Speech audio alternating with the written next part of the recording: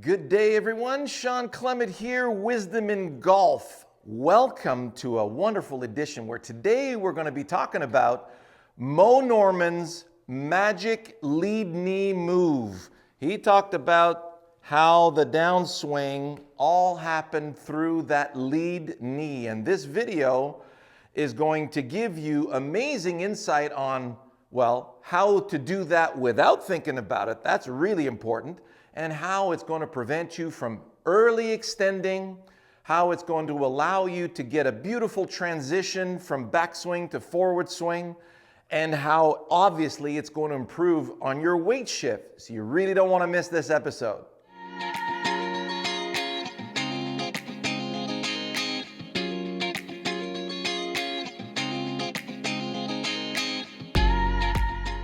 Before we begin, of course, we would just love for you to join us and subscribe to the channel and leave a comment down below or a question. We would love to hear from you. I'd love to answer anything, any questions that you may have and point you to other videos that may help. And click that notification bell too. There's a little bell up there. Click on that. That way you get notified when we come out with a new video. And we do that every week on Tuesdays anyway, so you really don't want to miss that. Now to begin, and you'll see how we have Savannah and Moo interject in here. We're going to put them on split screen and show you the left-handed version of what I'm doing. You know, we're just mixing it up a little bit. And the first thing I want you guys to look at is a task that's going to activate your legs properly. One of my favorites is when you're playing horseshoes. I'm going to use my 4-pound hammer to do that. Now, when I am heaving a 4-pound hammer around the backyard, notice how I'm going to be using my legs to do that. So as I'm sending it back, notice how my right leg is bending, actually they're both bending, to heave it back, and then the brain goes back to the ground to heave it through. And you'll notice here Moo doing this with the kettlebell, and watch as we're getting ready to heave it out towards a specific target, the lead knee stays bent a lot longer as we're going out there. And now look at the comparison when we're delivering. If I was to, okay, I'm going toward the target, then I change my mind, then I'm going to throw it toward the ground. Can you see where that changed? So towards the target versus toward the ground. There's your early extension. If that ball becomes your target, well, let's say I'm throwing my club. So if you go to throwing the club, Shawn Clement, or throw the club straight, Shawn Clement, that's an important one. You want to be safe when you're throwing the club. I want to throw my club in that direction. Let's look at what that is in slow motion. My brain has to go get the ground, use the ground to get my body out of the way. So it's using the lead leg here to get me all the way through. So notice the point where it starts to extend is there. So when I'm throwing the club, see how that leg needed to go to the ground, use the ground to get my body out of the way, and now I've got my action that's releasing out towards the target. Versus if I take that same club and I throw it at the ball. So there's the backswing, ball. And you'll notice you do have to get up because watch the distance between you and the ball change depending on where you're throwing. So let's say I wanted to throw to the right side of that Golf Academy sign right there. So I'm throwing in that direction. See where my club is passing right here in the turf? Throw it out there. Now, I bring that to the ball. Now I'm going to throw at the ball.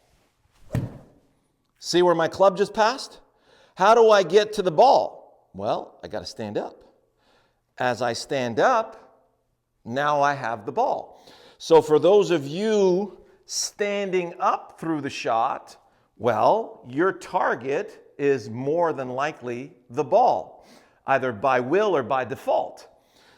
But if I swing toward the target, target, target, target, collect, release towards the target. If you look at this beautiful example here of Joaquin Niemann, you'll see how his trail arm and even his lead arm is slightly bent through impact. And its extension, full extension, is there, not there. Well, what do you think has to happen with the leg work for that? This wonderful machine of yours that works at 40 million bits of information per second is going to carry, it has to carry this loaded arm unit through the golf ball. So we're collecting the ball here and we're releasing the ball into that picture over there. Now here's a wonderful example. Now you've heard obviously that you want to catch ball first, then ground. Look at this wonderful little video we have here of a chip shot from Dustin Johnson in slow-mo, and you can see how the club is coming down, cuts the, imagine the ball as the dandelion stem, cuts through the dandelion stem and keeps going, and you see the ball or the grass come up only after the ball is gone. So I'm going to do this right-handed. Watch how Savannah does this left-handed, and observe where the club is actually striking the grass when I do my perpetual motion drill. So if I swing back and through, target, target, away from the target, target.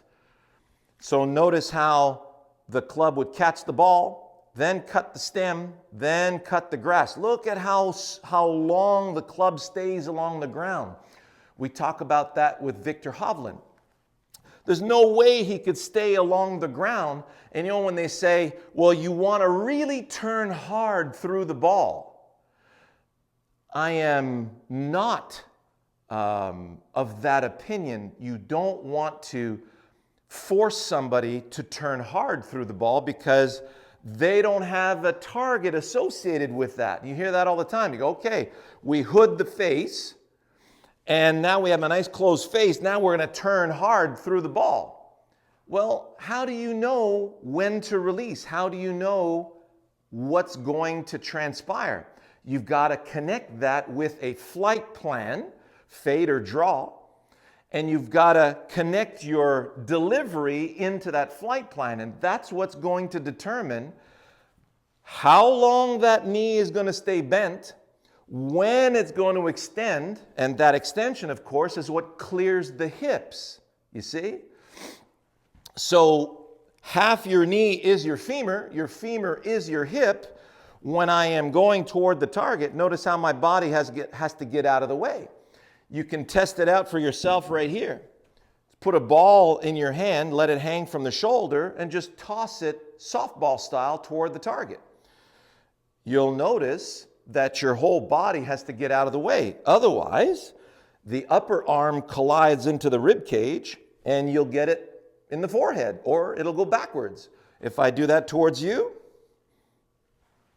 and nobody ever fails this. All I wanted to do is take this and send the ball your way.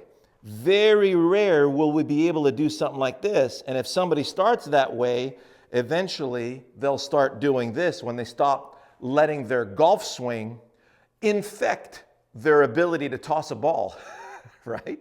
Now, when you combine that with what we talked about last week's video about the first move into the downswing, we need to, if you want to connect both, imagine you have a ball in both hands, one for you, one for you. That's like a long chip shot or a short pitch shot. You'll see Steve Stricker and Jason Day chip that way. There was a wonderful short game video with Jason Day, Tiger Woods, and a couple of other guys, talking about short game like Rory. And they all marveled at Jason Day's ability around the greens because of this nice natural ability of performing that task. So when I'm tossing into the backswing with my left arm, Notice how my hips clear. The brain's got to go get the ground with that leg, get it out of the way. Very much like snapping a punch for a boxer. Notice I can't snap a punch without using my lower body. That's already built into your machine. So toss it that way. If you look at Moe again, when he's doing that kettlebell drill, both arms are staying nice and extended, and you see how he's using his left leg to go into the backswing, and then he's using his right leg to heave the kettlebell into the finish. So this ability to use your legs is already given to you. You just use a heavier object like a hammer or a kettlebell, and then feel that in your legs while you're performing that, and then put a golf club in your hands, and then feel the same thing when you're throwing the club. So pretend you're throwing the club in the direction of your target, and then I invite you to look at how to put the ball in the way of your swing, Shawn Clement, Golf WRX, so that you know how to predict how to put the ball in the way of that. Because if you're unsure, because you've never been down here before and you've never used your legs that way before, it's very strange, it'll put a lot of insecurities into your brain saying, hey, being this low, is that going to affect the way my contact's going to come off? And if you're in doubt about contact, you won't be able to perform this. So you got to combine this throwing action with a prediction. And so go see Predict Solid Contact and Direction, Shawn Clement. Well, you'll see me top a ball into my neighbor's yard in our old house in Oshawa. And the other one that we did for Golf WRX here at Royal Quebec, how to put the ball in the way of your swing, Shawn Clement. So those two are going to help you stay with this particular task to let your natural ability shine through and get your game and your swing to that next level, like Moe, like Lee Trevino, like all the top guys. All the best.